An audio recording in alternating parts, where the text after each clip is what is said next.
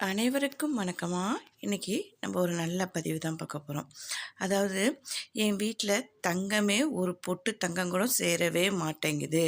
அப்படியே நான் தங்கம் வாங்கினாலும் எனக்கு வீட்டில் தங்கவே மாட்டேங்குது, அடகுக்கு போயிடுது.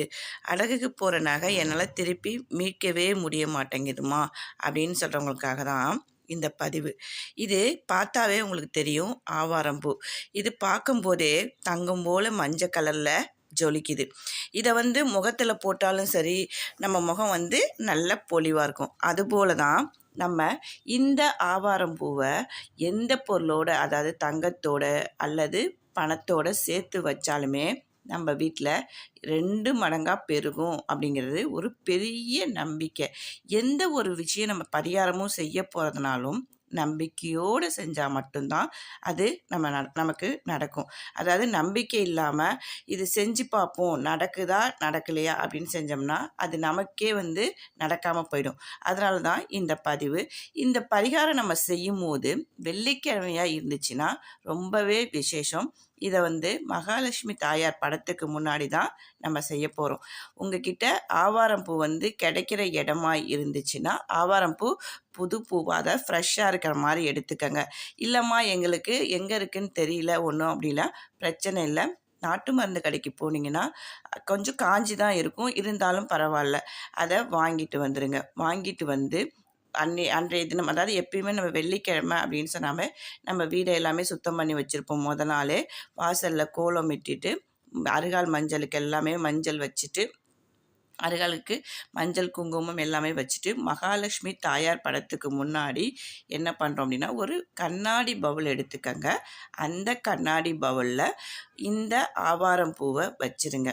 வச்சுட்டு நீங்கள் உங்களுக்கு தங்க நகை பிரச்சனையாக இருந்தாலும் சரி, இல்லை அடகு வச்ச நகை மீட்க முடியலனாலும் சரி, பணப்பிரச்சனையாக இருந்தாலும் சரி.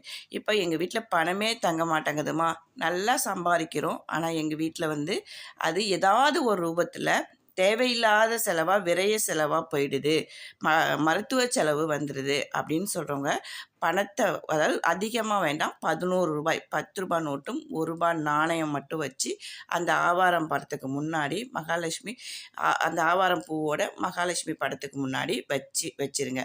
இல்லை நகை பிரச்சனையாக இருக்கிறவங்க ஒரு சின்ன குண்டுமணி, ஏதாவது உடஞ்ச தங்கமாவது, நம்ம வீட்டில் திருகாணி இல்லாத மூக்குத்தி அந்த மாதிரி ஏதாவது வச்சுருப்போம் பார்த்தீங்களா, அந்த மாதிரி எடுத்துக்கோங்க.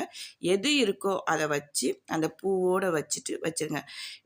அடகு வச்ச நகை இன்னும் மீட்கவே முடியல அப்படின்னு சொல்கிறவங்க அந்த அடகு சீட்டு இருக்கும் பார்த்தீங்களா, அதை தண்ணி கிண்ணி எதுவும் படாத மாதிரி இல்லை ஒரு கவருக்குள்ளையாவது வச்சு அந்த சீட்டையும் எடுத்து நீங்கள் என்ன பண்ணணும், ரசீதையும் எடுத்து அந்த பூ வச்சுருக்கோம் பார்த்தீங்களா, அதில் வச்சுருங்க. மறுபடியும் சொல்கிறேன், இல்லை தண்ணி எதுவும் பட்டுடுச்சுன்னா அலைஞ்சிரும், அப்போ நம்ம மீட்கும் போது பிரச்சனைகள் வரும். இந்த மாதிரி செஞ்சுட்டு உங்களுடைய வேண்டுதல், இப்போ எனக்கு பணமே சேர மாட்டேங்குது, பணம் சேர்ந்தாலும் விரயமாயிட்டுருக்கு அப்படின்னு நினைக்கிறவங்க அந்த மாதிரி என்ன வேண்டுதலோ அதை வேண்டிக்கோங்க. என்கிட்ட நகையே சேர மாட்டேங்குதுமா அப்படின்னு நினைக்கிறவங்க நகை எனக்கு நிறைய சேரணும் அப்படிங்கிறது இது வெள்ளிக்கிழமை மகாலட்சுமி படத்துக்கு முன்னாடி வச்சுட்டு இதை நீங்கள் வேண்டிக்கிட்டே வரும்போது உங்களுக்கே நல்ல மாற்றங்கள் தெரியும். கண்டிப்பாக பண வரவாக இருக்கட்டும், நகை சேர்றதா இருக்கட்டும், எல்லாமே நடக்கும்.